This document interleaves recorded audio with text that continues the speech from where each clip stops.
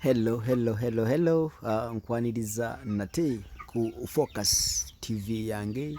Focus TV ngeri wamu ne Focus Farms okulaba nga tukutwala mu daily tips eziba nga zikuyigiriza okusoma ku nkoko. Waliwo yabuuziza ekibuuzo ku TikTok ng'agamba nti enkoko zino ziyinza kutabulwa zitya emmere oba zirya zitya emmere. Wow.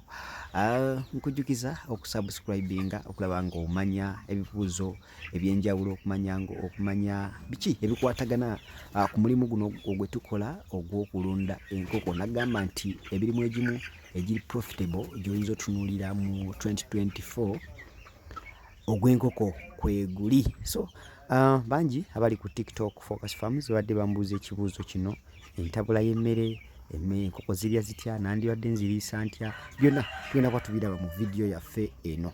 Kale katukatandike bwe tuti.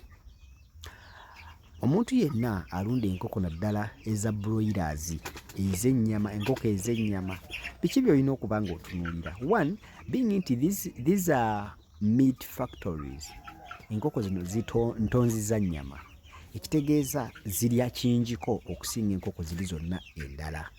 Era nenvayo ne mbagamba ku TikTok nti enkoko zino zirya wakati wa grams 3 ku first week, second week grams 5, third week grams 7, buli week ogenda oyongerako grams 2. Wabula kisinziira breeder ki oba omuntu eyakuwadde enkoko zo schedule egamba ki ey'okuliisa, naye ng'eya Focus Farms tugoberera eyo. Era omulala ng'abuuza nti tuyinza gitabula tutya emmere eno? Emmere eno entabula yaayo tekyukanga okusinziira ku ffe aba Focus Farms kali ku screen. Day 1 oba 0 day up to 7 days tutabula emmere gye tuyita pellets.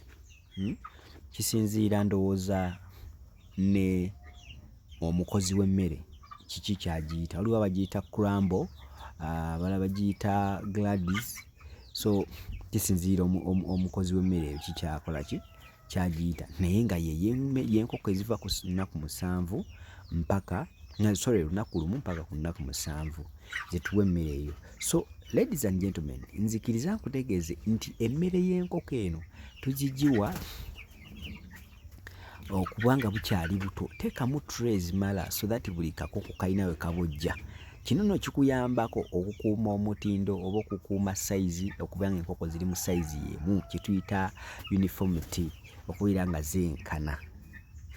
Nkugambye tutabula kilo at least wakati wa kilo 15 mpaka tugambe kilo 17. Excess ya 2 kilos simbi ku nkoko 10 ye consumption gyenyagadde okuwa ku nkoko 10. Tugenda mu weeks ennaku 8 paka ku nnaku 15 tuddira ekirungo kilo 13 ne tuteekamu broken kilo 27. Tugenda ku nnaku 15 ku nnaku 3 tuddira kilo 5 ez'ekirungo nteekamu 10 eza broken. Bwe tugenda ku wiki yaffe ey'omusanvu ey'omukaaga tuddira kilos 22 nteekamu 5 eza broken. Kikuyamba kitya? Kino kikuyamba nti enkoko yo eba efuna ekirungo ekimala kye tuyita concentrate, era eba efuna broken amala. Broken yo naziyambako okukula amangu kuba alina protein mungi okusinga ku brand oba gwe tuyita chachu gwe tuyita chachu mu gundi yaffe eri endala mu lulimi olulala. So what you do, gezaako entabula eyo. Wabula kyenkugamba nti wezuuliza ennaku 17 it is advisable okwongeramu ka vitamin akayamba okubustinga omubiri gw'enkoko ezo. Then n'ekirala twesiweseze olotabula emmere n'ey'ennaku 15 ku nnaku 28 nkusaba funayo ka booster k'otabulira mu mmere eyo so that kikuyambako okulaba nga ofuna ekyo kinyini kye wandyetaaze. So ako nako ka tip nkakuwadde. Tetujja kukubira kalango ku baani abakola ekirungo ki wabula kyenkusaba nti noonyereza oba genda kwabo abatunda emmere ey'enkoko obasabe ebyo byenkugambye. Ekirala kyenkwadvisinga, enkoko za broiler zibe n'emmere mu butiba emala, so that oba oziwa ku makya lwaggulo emmere yeebeeremu nga zirya ekimala. Si kirungi nnyo nkoko ya broiler kusika mpewo nga terina kyerya.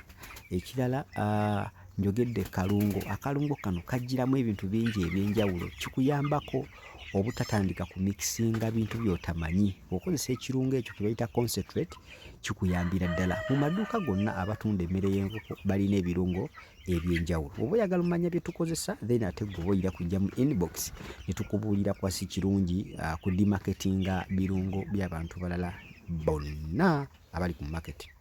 Nkigezeeko leero goberera enteekateeka oba goberera entabula y'enkoko eya Focus Farms gyekozesa, so that enkoko mu nnaku 3 eba etandise okutundibwa ku oyo agula ez'omwezi. Ogenda okuweza weeks 6 enkoko ziwedde ku faamu, because ziba zaafunye dda omubiri ogwo oguzimala. Kigezeeko olabe engeri ki gy'oyinza okuba nga ofuna ennyama oba obunene bw'enkoko eyinza okutwalibwa mu bbanga eryo. Wabula kyesaagala weerabire nti tukuwa bu tips obutonotono bumpimpi obw'omugaso ku TikTok yaffe eya Focus Farms. Wano ku YouTube ne tukuwa detailed information. Gezaako leero wekiba kigaanyi tukubire ku simu zaffe olabe nga naawe ofuna okumanya okw'enjawulo. Tulunde ffenna, tuyige ffenna, tukule ffenna mulimu ne Focus Farms. For now, munsikize tukome wano, tujja kuba tukubawa tips endala, tukuwa video endala eziri very detailed, ezikuwa information ekwatagana ku Focus Farms oba ekwatagana ku kulunda enkoko. Twatandika na broilers, very soon tujja kuba tuyingirira breed endala. For now, bye bye. Kusubscribinga ku Focus TV yange bingi